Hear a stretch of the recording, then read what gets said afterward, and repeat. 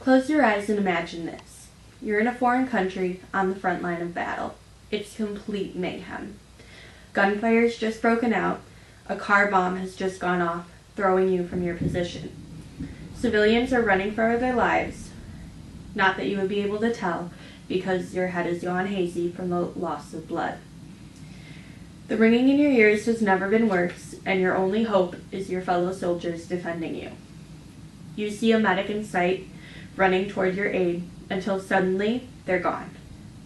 The fellow soldier defending you from gunfire, suddenly they're gone too.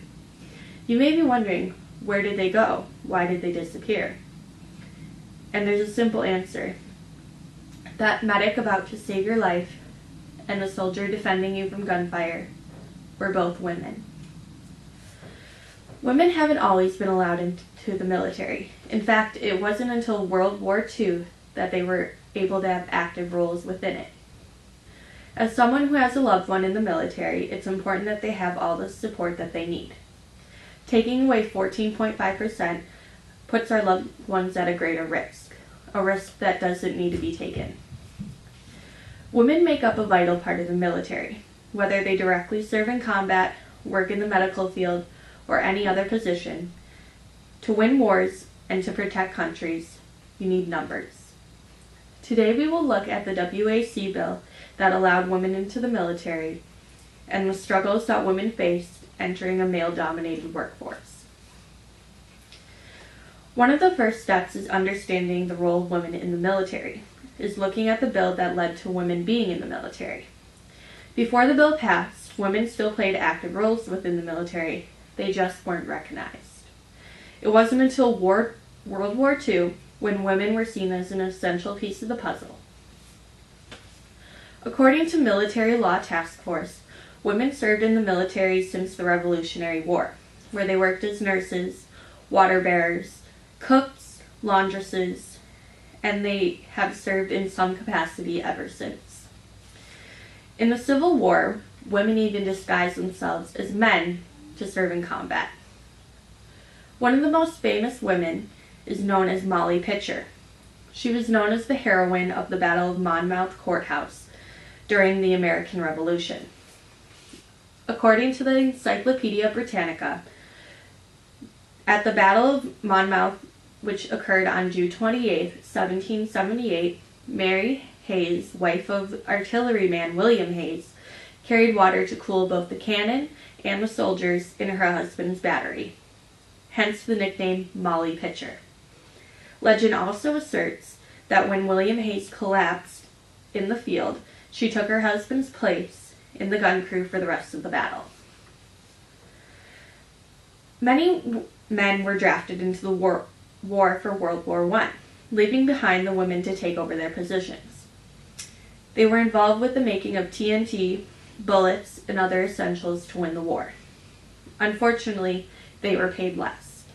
And then, when the men came home from overseas, the women lost their jobs. The Delaware Division of Historical and Cultural Affairs states that women were eager to show their patriotic support for the war effort. During the Great War, over 21,000 U.S. Army nurses and 1,400 U.S. Navy nurses served in military hospitals in the United States and overseas. For the first time, women who were not nurses were allowed to enlist in the forces, serving stateside and thereby freeing male soldiers to enter and go overseas.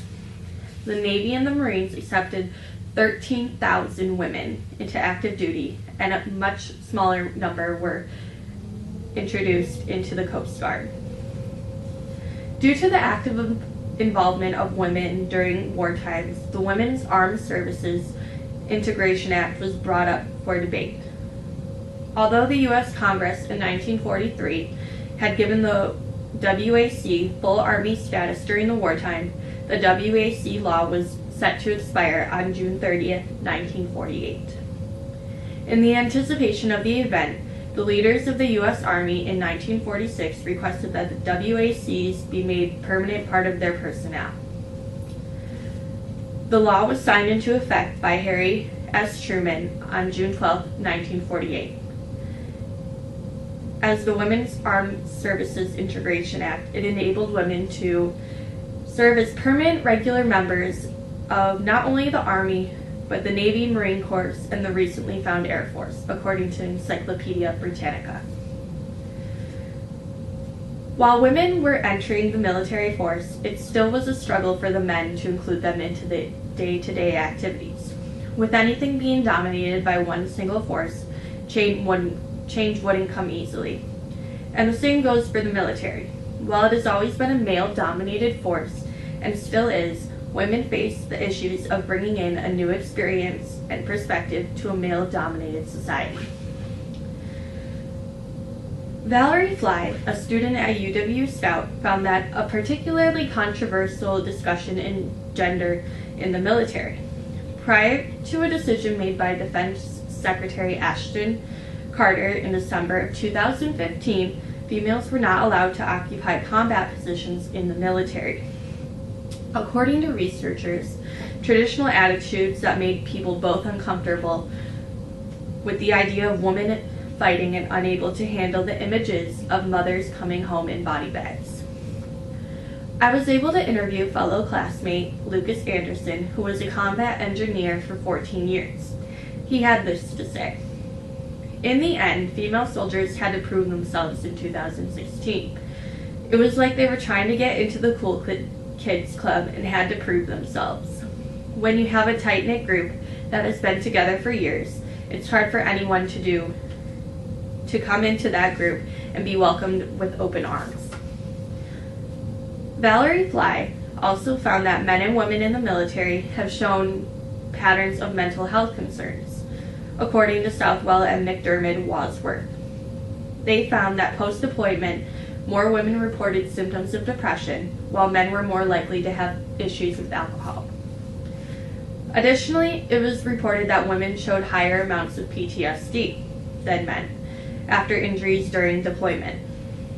There are gender differences in the adverse psychological effects of deployment, including increased risk of suicide with women. While women haven't always been allowed in the military, they have been allowed in combat indirectly since the beginning of time. It's been a long battle for equality for women in the military, but they're finally beginning to receive the recognition that they deserve. Taking 14.5 of our military would be out of the question today. They are too vital to the day-to-day operations, as well as the big picture. While many women serve in the medical field and communication services and many other stations not related to direct combat, they are still a vital piece of the puzzle. Eleanor Roosevelt once said, "A woman is like a tea bag. You can't tell how strong she is until you put her in hot water." Thank you.